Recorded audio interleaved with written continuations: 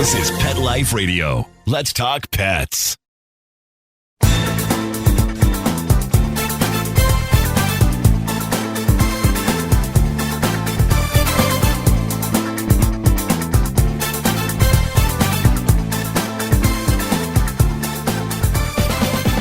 Hi, everybody. It's Cheryl from Unleashed, and today I have the pleasure of having Frank Payne. He is many things. Racehorses, oyster farming, gives a lot to charity, and he wrote 2 books about his beagle that he adopted. I guess it was that group of dogs that they brought in. Yes, yeah, I was in Vigo. That was a recent adoption here just last year, and we're very happy to have our newest beagle, Billy the Beagle. Billy the Beagle, with the warmest, beautiful eyes. What a sweet face. Now, do you think, I had heard some things about those beagles, that they were a little smaller in size than beagles before them? It's my understanding, yes. They were all test beagles that were being sold to medical facilities across the nation. And apparently they were mistreating the beagles, and they were caught. The feds immediately ordered all the beagles released that were currently being bred for the facility and in a facility. And that's how we got Billy. Good. I'm glad you got him, and I hope the rest of them. I know they were dropping them off in different states. It was around the time I adopted Tilly, but I didn't know about a beagle. I know they are good dogs, though. It seems to be the breed of choice, and as people can probably see my black lab running around behind me, those 2 are what we prefer. Their energy levels. Billy's trying to speak now, too, but they're great pets. They're great companions, the 2 of them. They get along wonderfully. And, everyone asked me about a 3rd book. I didn't know I'd write 1 nor less 2. And maybe a 3rd one could be about Billy. We don't know. It's all up in the air. Well, what about River? Yeah. River's actually mentioned in the book. Yeah, as a river. He's mentioned at the end when he's laying in the hammock with Webster. And these pictures of him in the first one also. When we got River, I was writing the first book, and actually Webster trained River how to be a dog. So wow. They were about the same size for a quick couple months, and then of course River got a little larger than Webster. So now you own racehorses and you do oyster farming? Yes, ma'am. One of my passions is to have racehorses and thoroughbreds. I race them with my partner Scott Ryman in Illinois, and it's called Scott and Frank Racing. We've been doing this for years. Currently, we have 3 horses that are racing, and we also breed some of the ones we do race. So we have some new ones in the fold here, so to speak, that hopefully we'll do something here soon. That's a whole nother level of veterinarian care, isn't it? They're a lot bigger too, yes. Yeah. It's just one of my, it seems like I have too many hobbies, but, and then oystering is something we do at the river, which is mentioned in the book, obviously, for people to understand and share. So probably spread myself too thin, but I enjoy it. That's good. And you give a lot to charity also. 100%. Everything goes to charity. When I first wrote the book Webster the Beagle, the intention was to always give some to charity. But once I started giving money away, especially at Children's Hospital, which is where Webster was a therapy dog, I just felt like I didn't need it anymore. So we give everything away that we collect. Our goal here is to make a nice donation to the Children's Hospital. They just built a new tower in Richmond, Virginia here, and we would like to buy a nameplate. Either they have rooms, you can make donations and have your name after them, or certain things you can do. So I think we'd like to get a room that says Webster the Beagle is our goal, and we're going to make that happen one way or another. Now, is Billy a support dog? Is he good, like Webster would be? Webster was one of a kind. Billy hasn't got to that level yet. Billy's only 2 years old. He supports my wife and I, and a lot of other people around here. He's the sweetest little thing you've ever seen. And to think that he would spend his entire life in a cage is unfathomable.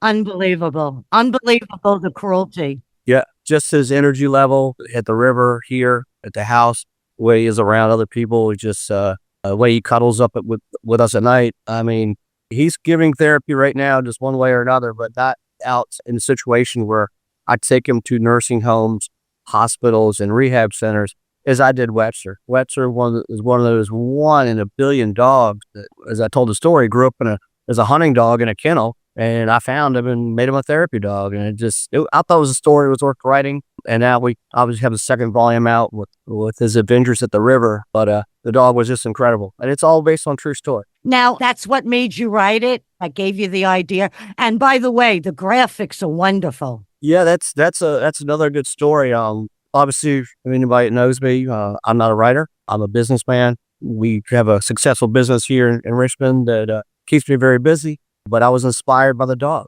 100% by the dog. The dog inspired me to tell his story and to be able to keep giving after all the years he was giving to people. He can now do it through the books. Now, when I wrote the story, the publishing company, which was Mascot Books at the time, offered me a few illustrators to choose from. There's like 15 of them. There was one that just stood out way above everybody else, and that was Romney Vasquez. And we contacted each other. We collaborate on this thing. I changed some stuff in the first book. I changed very little in the second book. He knew what I liked. He was phenomenal, and he no longer works for Mascot Books. So I had to track him down. It took me about 6 months to finally find him. And the second book was not going to happen without him. I was not going to do it without him. It had to be Romney. What do? You send him the pictures, you send him the copy, and then he creates the art, right? Yeah, you send him the copy, and he asks you, what are you thinking? What do you think? And I'm pretty vague because I leave it up to him. His artistic skill is amazing. He doesn't get enough credit with how it's written, and the illustrations really make the book. He's phenomenal. But he, like I said, I didn't change much at all. Some of the pictures really aren't, the mountains. There's no really mountains on the Rappahannock River, but to me, that was what he saw, and that's what I want other people to see. Right. When it's a river. So I loved it. Absolutely loved it. Now, you had dogs before Billy and River? Yes. We had Webster. I had Jack, which was River's great uncle. So another breed of labs. We had Deacon, which is another beagle. We've also had Amber, who was an English Shepherd. These are all rescue dogs too. Nothing was purchased. As a kid, I had a Basset Hound, a Cocker Spaniel. A Basset Hound. I have friends that have a Basset Hound. They're tough dogs. His name was Sorry. So he looked so sorry. Because he was always sorry. Yeah, we called him Sorry. So as a kid, we were always around dogs, and that was our thing. Yeah, I had dogs growing up, and then I went to cats, and now I have Tilly McGee. She also is a rescue, but it's a different relationship, and especially now with dogs. They really are. They're our other, for sure. All animals provide a special relationship. Oh, definitely. And only we know what it is when we look at our animal and they look at us and they understand. You don't even have to say anything. When I walk her and, she's thinking about which way to go or thinking which way I might go, she gives me a look like, are we going forward, to the left, or to the right?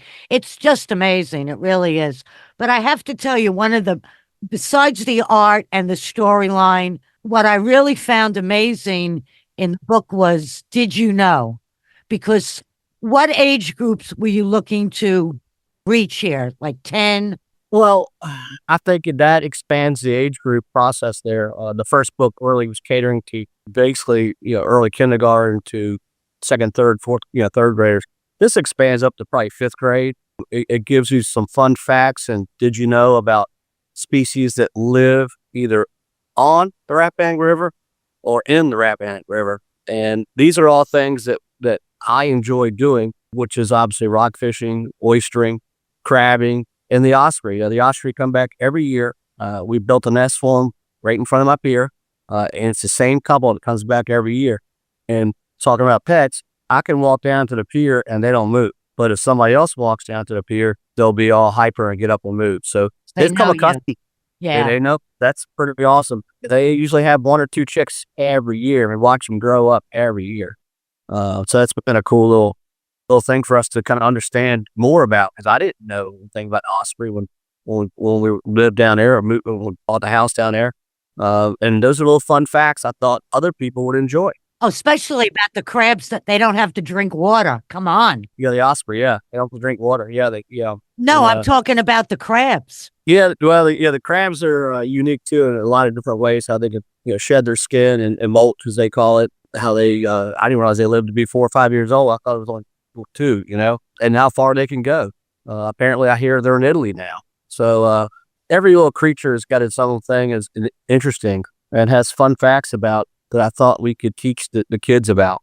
No, you have to include that in all your books because it really is. I found it because I didn't know things. What was it? I think it's the crab mates once in its life, and that's it. The female has eggs only once, yeah, which I did not know either. So I did some Millions research. of them. Yes, millions. Usually about 3 million, 2 or 3 million is what I'm hearing. That's like amazing. Yeah. Don't go anywhere. We'll be right back. Gifts for my pets, sparkle and love, under the tree, from heaven above. Gifts for my pets, joy in the air, unwrapping dreams, without a care. Elevate your cat's eating experience with the Cat Tree Tray. The Cat Tree Tray keeps your cat's food off the floor and is conveniently located on the cat tree. Go to cattreetray.com. Bring home a luxury French Bulldog from the world-famous Tom King's Kennel. Premium French Bulldogs from excellent European bloodlines. Superior puppy care and lifetime health guarantee for your perfect companion. Use code TomKingsMagic for a magical holiday discount. Visit TomKingsKennel.com and find your perfect Frenchie today. Your pets will be over the moon with sparkly jewelry from Over the Moon Jewelry. Beautiful handcrafted matching jewelry for you and your pet. Wire-wrapped, beaded contemporary necklaces, bracelets, and charms. Go to overthemoonjewelry.com. Gifts for my pets, joy in the air, unwrapping dreams, without a care. Let's talk pets Let's talk pets on Pet Life Radio. Pet Life Radio. PetLifeRadio.com.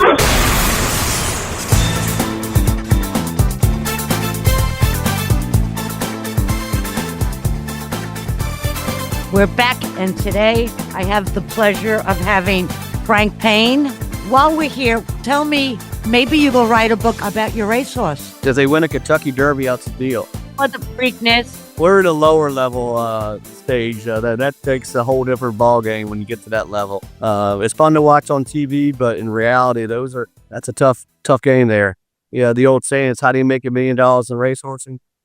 You start with 10 million. So yeah, that's the old saying. It's an expensive thing to do, but we enjoy it. We're in the lower levels. Believe me, they're fascinating animals that can also live, which people probably don't know, to be about 26, 27 years old. I have a friend her horse lived, I think, till 30. Yeah, I didn't realize that until you start having them and hunting them and breeding them. That wow, they're fragile animals.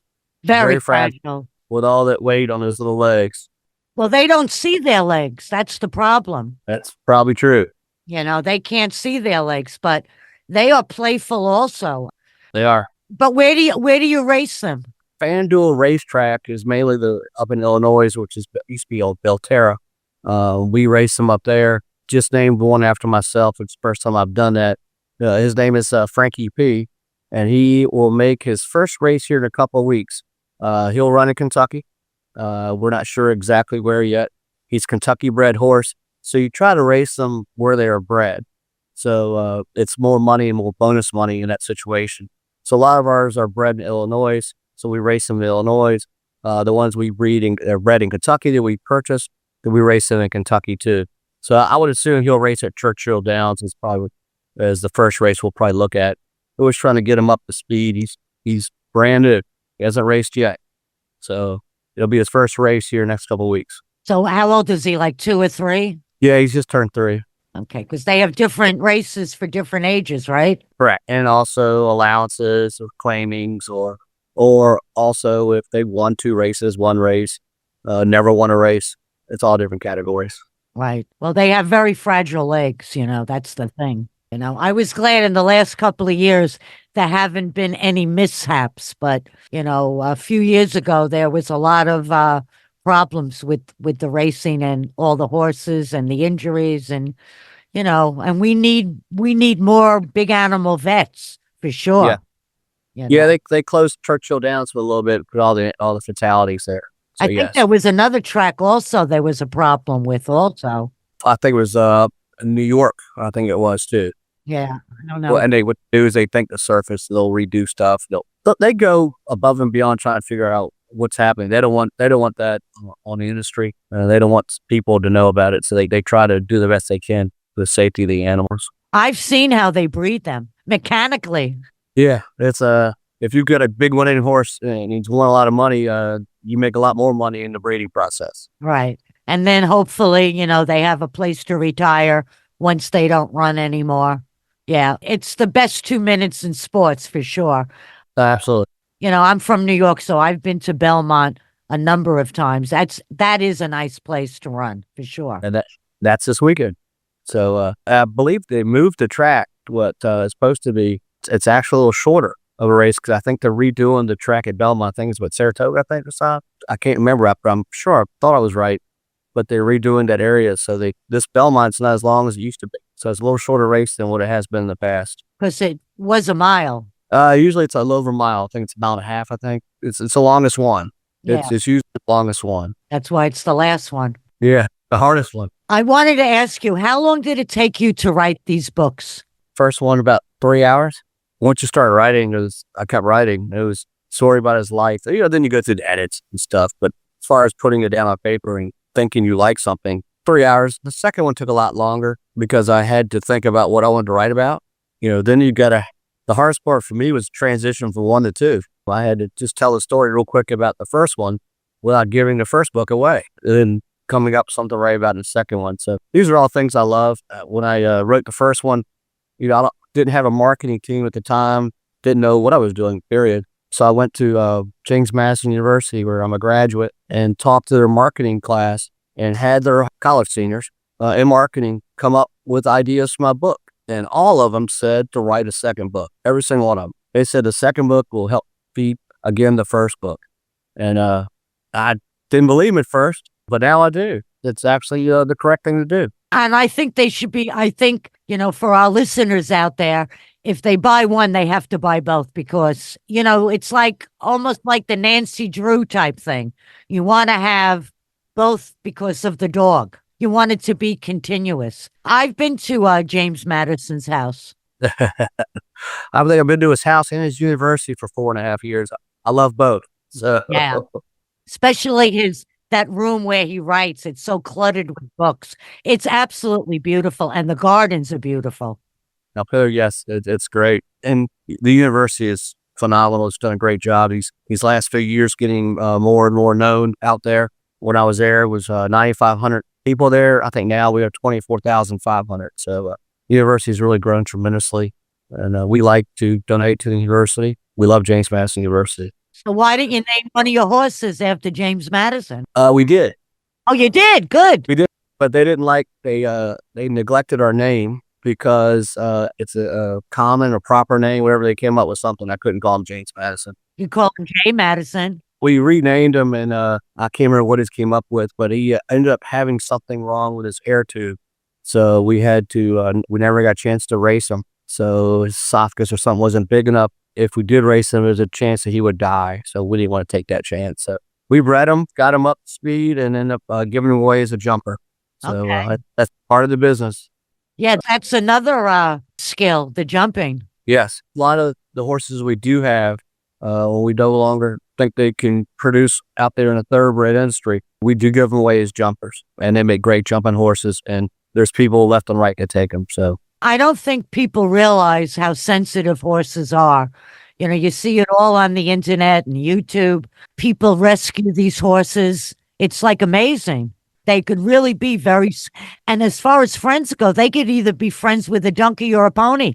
It doesn't have to be a horse. I think it's wonderful. It is. So we're in agreement. You're going to write another book, right? It'll be a series. Well, go back to your point. When I was just at an event this past weekend in Irvington, Virginia, at the farmers market, which is a wonderful event, we had both books available. With this, obviously, the new one being out there now, just coming out, people were buying both of them. So back to your point, they were buying both. They wanted to read the first one both and then read the second one. As far as the third one, I'm never going to say no again. I'm never going to say that again. So I'll see what I come up with. I think Billy and River would love to have a book written about them and tie Webster in there somehow. But yeah, I think the Webster the Beagle series is a great series. I think it takes off. We give 100% of proceeds to charity.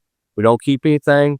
We take the cost for my marketing firm, for the production, for illustrations. I pay that, and then I give all the proceeds away. Who came up with the name Webster? You did? That was his name already when I found him. So when I found him lost in the woods, he jumped up on a log and started kissing me. I was like, this isn't a hunt dog, it's a lap dog. And I looked down and I saw his name was Webster. I looked over and saw the owner, and his name was Rudy, and I actually knew him. So when I took him back to his kennel, and it's, the kennel has 130 dogs in it, I found the owner and talked to him for a little bit. And I said, hey, this dog here is Webster. He goes, oh yeah, he's a lovable little thing. He's like, I was like, what do you want? He goes, you can have him. I was like, I'll tell you what, I'll trade you 2 bags of dog food. So I went and got those 2 big old industrial bags of dog food. They probably weigh like 200 pounds each, and I traded Webster for him, and that's how I got him. That's a good trade, that's for sure. It was a better trade for me than him.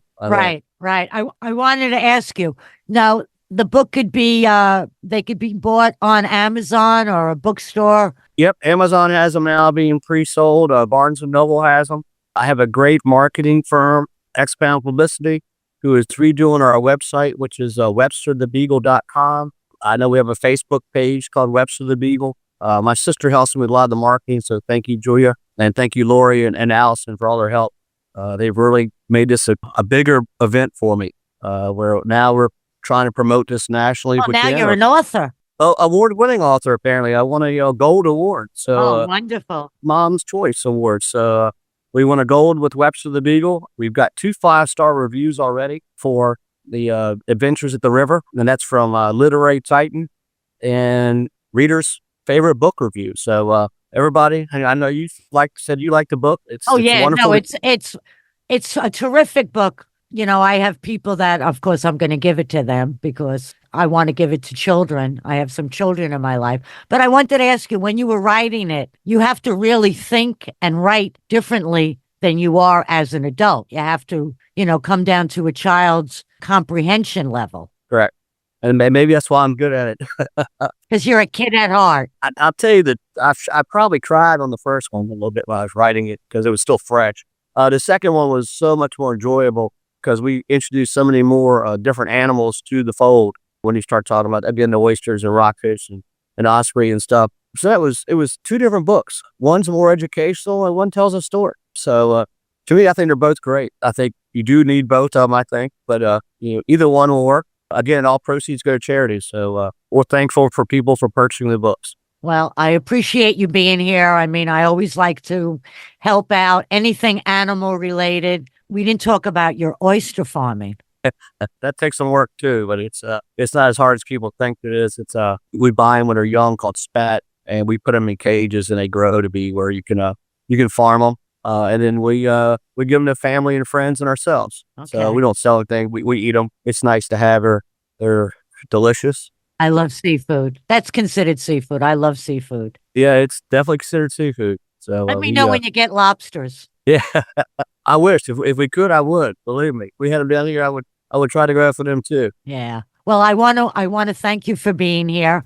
I want to tell all of my listeners to really do yourself a favor. If you have a young child in your life, these are wonderful, fun books. And, like Frank says, everything goes to charity. So you'd be helping out children's hospitals, and it's just for a good cause. So I want to thank my producer. Thank you, Frank, for being here. And remember to live life unleashed. I'll see you next time. Bye-bye, everybody. Let's Talk Pets, every week on demand, only on PetLifeRadio.com.